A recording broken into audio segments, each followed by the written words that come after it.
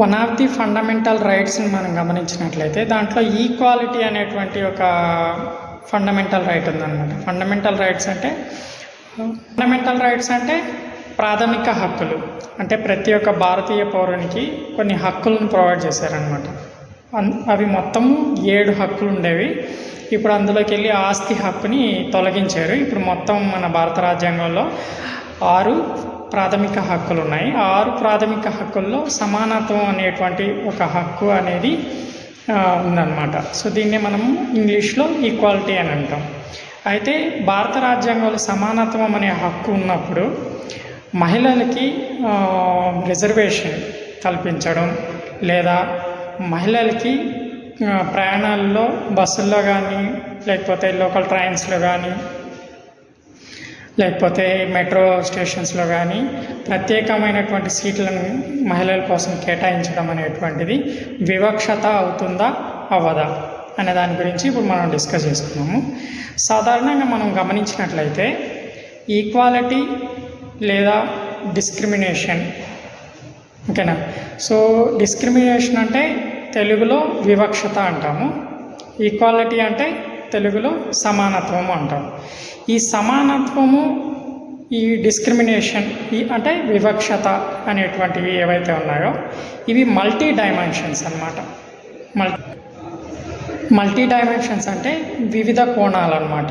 వివిధ కోణాలు అంటే చాలా రకాలైనటువంటి కోణాలు ఇందులో వస్తాయి. అందులోకి వెళ్ళి ఏ కోణం అయితే మోరల్ అవుతుందో, లేదా ఏ కోణం అయితే లీగల్ అవుతుందో, ఓకేనా, ఏ కోణం అయితే మోరల్ అవుతుందో అది మాత్రమే యాక్సెప్టబుల్ అన్నమాట. అంటే ఇప్పుడు సపోజ్ ఫర్ ఎగ్జాంపుల్ మహిళలకి రిజర్వేషన్ కల్పించడం, లేదా మహిళలకి ప్రత్యేకమైన సీట్లను ప్రయాణాలలో కల్పించడం అనేటువంటిది ఏదైతే ఉందో దీంట్లో మనకి వివిధ కోణాల్లో మనం గమనించినట్లయితే ఆ వివిధ కోణాల్లో ఏ కోణం అయితే మోరలు అండ్ లీగలు అవుతుందో ఆ కోణాన్ని మాత్రమే పరిగణలోకి తీసుకుంటామో అది మాత్రమే చెల్లుబాటు అవుతుంది అన్నమాట, ఓకేనా. సో ఆ విధంగా చూసినప్పుడు ఇప్పుడు మహిళలకి ప్రత్యేకమైనటువంటి రిజర్వేషన్స్, ప్రత్యేకమైన ప్రయాణాల్లో ప్రత్యేకమైనటువంటి సీట్లను కేటాయించడం ఏ రకంగా వివక్షతకు దారి తీయదు, వివక్షతకు కారణం కాదు మనం ఇప్పుడు చూద్దాం. ఈక్వాలిటీ అనేటువంటిది ప్రతి ఒక్క పౌరుని దృష్ట్యా మనం చూసినప్పుడు మహిళలు పురుషులు ఇద్దరు సమానం అనేటువంటి కోణంలో మనం చూస్తున్నాం. దానివల్లనే మనకేమనిపిస్తుంది, స్త్రీలకు ప్రత్యేకమైనటువంటి సీట్లను కేటాయించడం ప్రయాణాల్లో, లేదా కొన్ని జాబ్స్లో రిజర్వేషన్ కల్పించడం అనేటువంటిది మనకి వివక్షతగా కనిపిస్తుంది అన్నమాట. ఇక్కడ మనమేమంటున్నాము, పురుషులు మహిళలు ఇద్దరు సమానమైనప్పుడు ఎందుకు మహిళలకే ప్రత్యేకమైనటువంటి సీట్లను, ప్రత్యేకమైనటువంటి రిజర్వేషన్ కల్పించారు, ఇది అన్ఈక్వాలిటీ కదా, ఇది వివక్షత కదా అని మనం అంటాం. ఇప్పుడు ఫర్ ఎగ్జాంపుల్ బస్సులోనే తీసుకుందాం. ప్రయాణం చేసే బస్సుల్లో 50 మంది పురుషులు కూర్చొని 10 మంది పురుషులు నిలబడుకున్నారనుకోండి. అదేవిధంగా అదే బస్సులో 10 మంది స్త్రీలు కూర్చొని, అంటే మహిళలు కూర్చొని 50 మంది స్త్రీలు నిలబడుకుంటే అది కూడా వివక్షతే కదా. ఇప్పుడు సమానంగా సీట్లలో కూర్చోలేదు, మహిళలు పురుషులు సమానమైన మనమే అంటున్నాం. అంటే భారత రాజ్యాంగం పట్ల చూసినట్లయితే పురుషులు మహిళలు ఇద్దరు సమానం అంటున్నాం. అట్లాంటప్పుడు పురుషులు మహిళలు ఇద్దరు సమానంగా కూర్చోవాలి కదా, అదే కదా ఈక్వాలిటీ. అంతేగాని ఈ పురుషులేమో 50 మంది కూర్చొని స్త్రీలేమో 10 మంది కూర్చోంటే అది కూడా అన్ఈక్వాలిటీయే కదా, అది కూడా వివక్షతే కదా, ఓకేనా. అంటే మీరు అనొచ్చు ఎవరు ముందొస్తే వాళ్ళు కూర్చుంటారు కదా సీట్లలో, అంతేగాని పురుషులకి స్త్రీలకి సీట్లను కేటాయించడం ఏందని. సో దీని వెనకాల కొన్ని రీజన్స్ ఉన్నాయి. మొదటి రీజన్ ఏంటంటే ఈక్వాలిటీ అంటే ప్రభుత్వం దృష్టిలో ఏంటంటే పురుషులకి స్త్రీలకి సమానమైనటువంటి అవకాశాన్ని కల్పించడం, అది ప్రభుత్వం దృష్ట్యా సమానత్వం.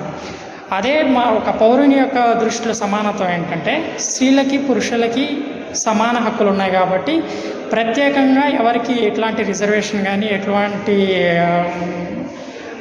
సీట్లను కేటాయించడం కానీ చేయకూడదు అనేది సిటిజన్ యొక్క వాదన అన్నమాట. అంటే సిటిజన్ పాయింట్ ఆఫ్ వ్యూలో కూడా ఈక్వాలిటీ ఉంది, ఓకేనా.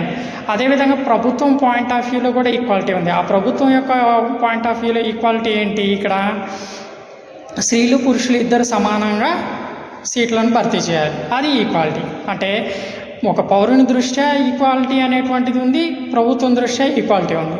అయితే ప్రభుత్వం యొక్క ఈక్వాలిటీ అనేటువంటిది ఇక్కడ మోరల్గా ఉంది కాబట్టి అది యాక్సెప్టబుల్గా ఉంది. ఇది ఫస్ట్ పాయింట్. ఇంకా సెకండ్ పాయింట్ ఏంటంటే భారత రాజ్యాంగం ఒక ప్రత్యేకమైనటువంటి ఒక ప్రొవిజన్ ఏర్పాటు చేసుకునింది. అదేంటంటే భారతీయ మహిళలను గౌరవించడం అనేటువంటిది భారతీయ సంస్కృతిలో అంతర్భాగం కాబట్టి సో ప్రతి ఒక్క భారతీయ పౌరుడు మహిళలను గౌరవించాలి అనేటువంటి ఒక ప్రొవిజన్ని భారత రాజ్యాంగంలో రాసుకుంది. సో అది మిగతా ఏ రాజ్యాంగాల్లో కూడా లేదు, ఇది కేవలం భారత రాజ్యాంగం యొక్క ప్రత్యేకత మాత్రమే. సో దీనిని ఆధారంగా చేసుకొని కొన్ని రాష్ట్రాలు లేదా కొన్ని వ్యవస్థలు మహిళలకి ప్రత్యేకమైనటువంటి రిజర్వేషన్ కల్పిస్తూ ఒక ప్రొవిజన్ని చేసుకున్నారు భారత రాజ్యాంగం ఇచ్చినటువంటి ఈ హక్కు నుంచి బేస్ చేసుకొని. అంటే భారత రాజ్యాంగం మహిళలను గౌరవించాలనేటువంటి ఒక ప్రొవిజన్ని ఏదైతే ఇచ్చిందో ఆ ప్రొవిజన్ బేస్ చేసుకొని కొన్ని వ్యవస్థలు లేదా కొన్ని రాష్ట్రాలు మహిళలకి రిజర్వేషన్ కల్పిస్తూ లేదా ప్రత్యేకమైన స్థానాలను కల్పిస్తూ ప్రొవిజన్ చేసుకొని దాన్ని కంటిన్యూ చేస్తున్నాయన్నమాట. ఇది సెకండ్ రీజన్. ఇంకా థర్డ్ రీజన్ నేను ఆల్రెడీ చెప్పాను కదా, ఏదైతే ఈక్వాలిటీ అండ్ వివక్షత అనేటువంటిది ఏదైతే ఉందో అందులో మల్టీ డైమెన్షన్స్ ఉంటాయి. అందులో ఏ డైమెన్షన్స్ అయితే మోరల్ అవుతుందో ఆ డైమెన్షన్ మాత్రమే యాక్సెప్టబుల్గా ఉంటుంది. సో ఇక్కడ ప్రభుత్వం యొక్క ఈక్వాలిటీ, ప్రభుత్వం యొక్క వివక్షత ఏదైతే ఆలోచిస్తుందో అది మాత్రమే మోరల్గా ఉంది కాబట్టి అది మాత్రమే యాక్సెప్టబుల్గా ఉంటుంది. అందుకోసం మాత్రమే స్త్రీలకు ప్రత్యేకమైనటువంటి రిజర్వేషన్లు, ట్రాన్స్పోర్ట్లో ప్రత్యేకమైనటువంటి సీట్లను కేటాయించి కొనసాగించగలుగుతున్నారు. ఇది వివక్షత కాదు, అలాగని ఈక్వాలిటీని ఎక్సీడ్ చేయడం కాదనమాట. సో వివక్షత, సమానత్వం ఈ రెండు కూడా మనం గుర్తుపెట్టుకోవాల్సింది. ఆలోచించేటువంటి పాయింట్ ఆఫ్ వ్యూలో చూసినట్లయితే ఒక్కొక్క కోణంలో ఒక్కొక్క రకంగా అర్థమవుతుంది. ఏ కోణం అయితే మోరల్ అవుతుందో ఏ కోణం అయితే లీగల్ అవుతుందో ఆ కోణం మాత్రమే మనం అనుసరించాల్సి ఉంటుంది. అది మాత్రమే లీగల్ అవుతుంది, దాన్ని మాత్రమే మనం కొనసాగించాల్సి ఉంటుంది.